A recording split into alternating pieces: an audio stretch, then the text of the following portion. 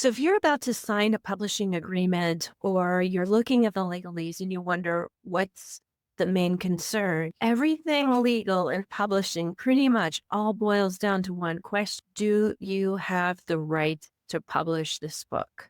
The word publishing literally means to make public. And if you are making a document or a piece of work available to the general public, you need to own that work. In other words, you have to have permission to use it. So in this video, I'm going to walk through a few different use cases for that so you can understand whether or not you own the rights or if you need to get some further permissions or take care of a few things before you put your book out into the world. So let's talk about different kinds of works that people publish. So the first and best and most common kind of work are completely original works. It's a book that you wrote, you own the copyright, you can control copying, sharing, and adapting. If you created an original work by yourself as an author, even if you did a lot of research, even if you interviewed a bunch of people, even if you used an AI to help you, but you assembled the entire work yourself, and there's no more than 10 or even 20% of anyone else's work, and it is yours. So you're right. You can publish that. Go ahead, upload it today. It's good to go. You need to consider, though, if you included excerpts from other books, poetry lyrics, music lyrics, or artwork, you will need to acquire the rights to publish that book and to publish your book with that work included in it. And that will include a few things. You might have to pay a fee, and you might also have to provide permission. So my best advice is don't include other people's work in your. Okay. The second kind of most commonly published book these days is a public domain book. And I can do a whole other video on this, but a public domain is a work where no one any longer owns the copyright and anyone can use these works freely. Can we say Pride and Prejudice? You are free to publish this book without permission or payment. But let me give you a few caveats about that, because as StreetLib, we distribute our books to other retailers. In recent years, there have become such a flood of public domain books, Moby Dick, anyone, that there are so many on the market that publishers, or not publishers, but retailers have actually stopped accepting a lot of public domain works. So if you do want to do this, follow a few guidelines. You're going to want to add some extra value to this book, and you can do that by, say, having a great cover, adding original illustrations. Maybe it's a translation that's never been done before in a different language. Perhaps you've annotated it or you've revised it to bring it up to more common language. And finally, you've given it a new format. Maybe it's the first time this book has appeared as an audiobook or a comic book or a children's picture book. At any rate, if you are not adding value or creating something new out of that public domain work, it's unlikely that most of the retailers are going to accept that for sale.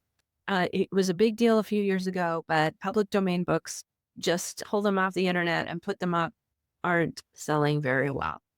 AI-assisted books are a new category. Did you have an AI write a book or heavily write a book, or did you work with it? Well, this is still a completely gray area. The rights really depend on how much human input was required, and you can get a license if you did a lot of this writing.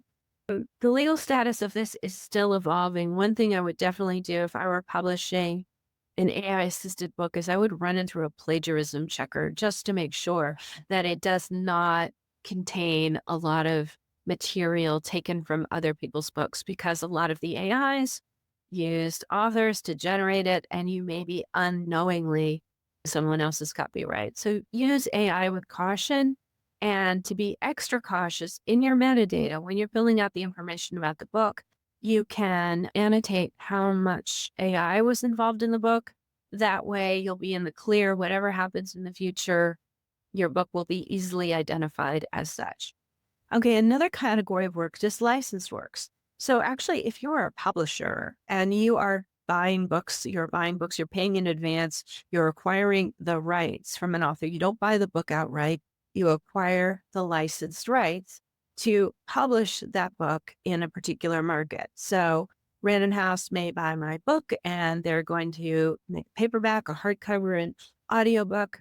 they have acquired the publishing rights through a license. And I, as an author, have granted that publisher the specific permissions.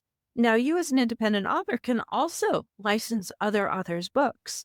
You can hire other writers, you can sell other people's books that might be out of print. You just need to make sure that you have this clearly contractually covered so that if there's any question, you can demonstrate that you have permission. You licensed it from the author, so you pay them royalties, and whatever the terms of that license or that contract are what you're going to be able to use. Finally, a category of books that's been under a lot of heat lately and a lot of controversy are summaries or workbooks. What is happening is that somebody will go out and take a well-known author's work and create a summary of that and also publish it, sometimes even using the same cover as the original work.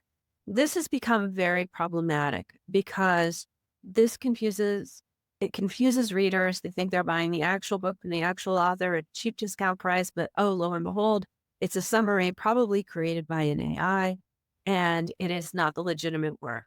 As of the time I'm speaking on this video, a lot of the retailers in the StreetLib network have given us notice that they are no longer accepting any summaries or derivative works that do not have the explicit author permission. So unless you're the author and you created your own summary of your own book or your own workbook of your own book, I would suggest you do not publish summary works on the StreetLib platform because honestly, there's almost nowhere we can send them because our retailers are not accepting them. Okay, so the key takeaways of this is that original works, that's our best, absolutely. Publish your original novels. You have complete and full use to do so.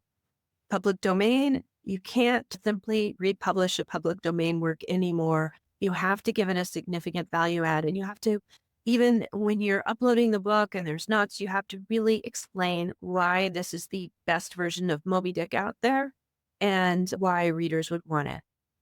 AI-assisted books, it's evolving, uncertain, but you have the opportunity to mark that up. And summaries and workbooks, just don't do it. Do it now. Do something else. Find some, play with your AI, write more books, go in a closet, create original work, because that is absolutely the best thing that you should be publishing right now.